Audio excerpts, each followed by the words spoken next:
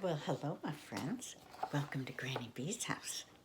I hope it's a good day where you are. Granny B's having a pretty good day. Are you remembering to be kind to all those people around you?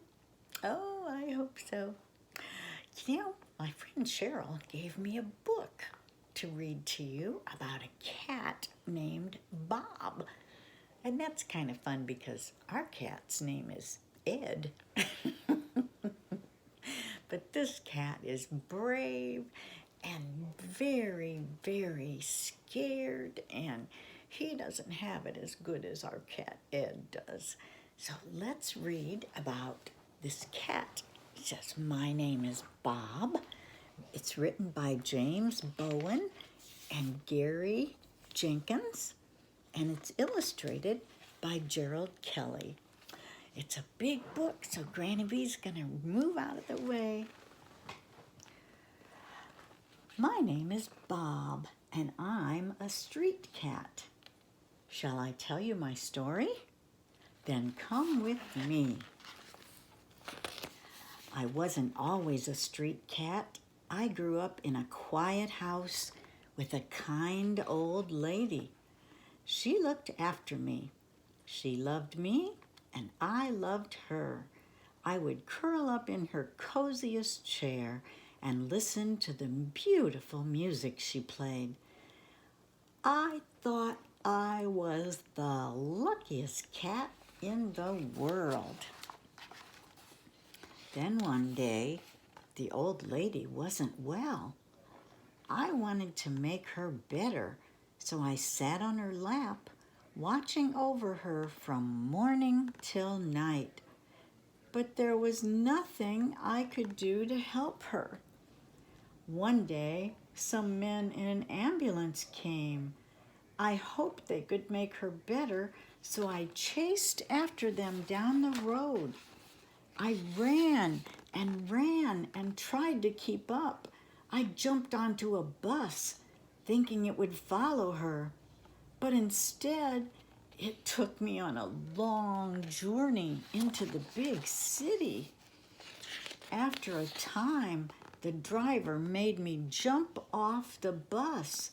The streets were busy and noisy. Everybody was rushing around so fast. I wish I could go back home, I said to myself. But I didn't have a home anymore.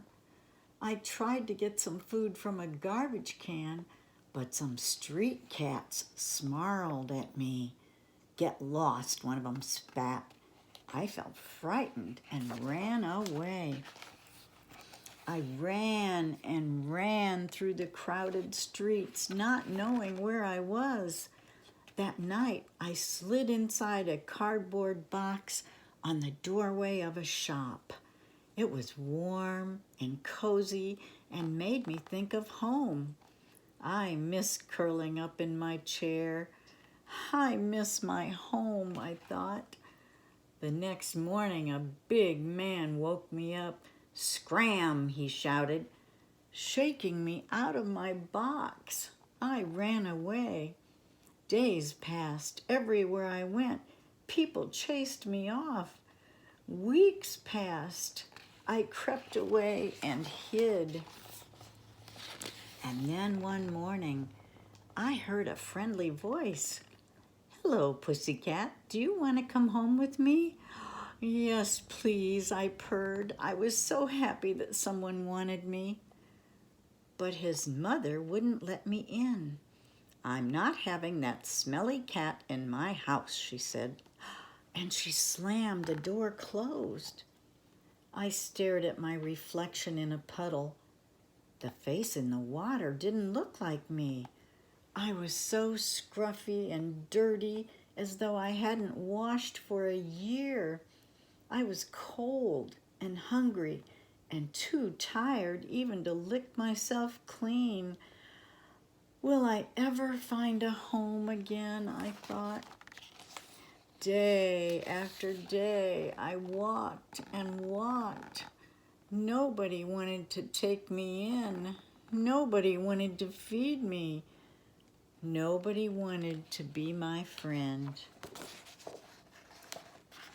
Winter came, but my life hadn't changed.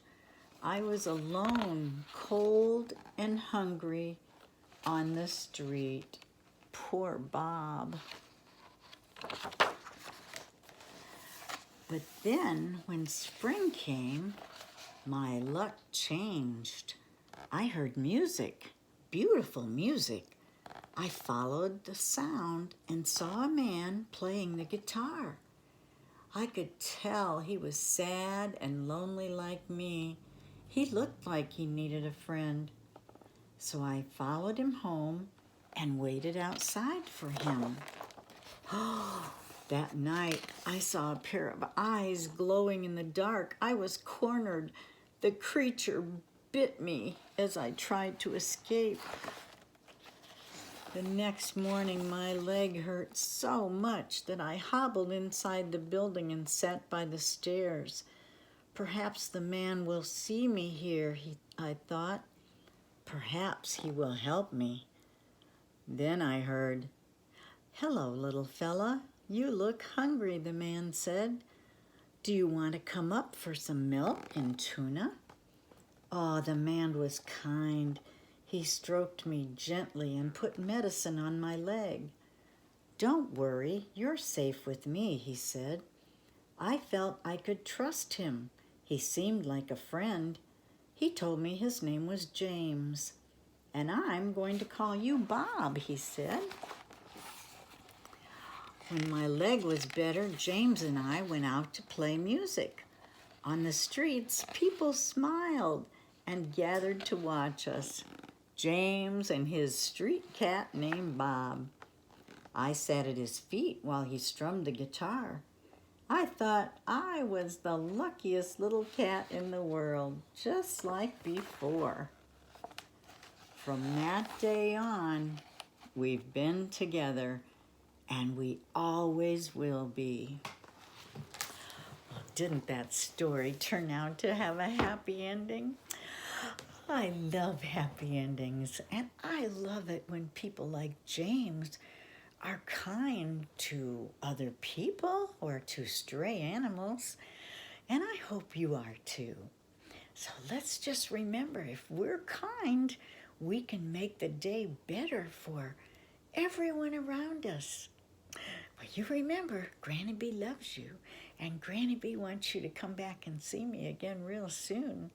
And I'll bet you I'll read you another story. Okay? Bye-bye.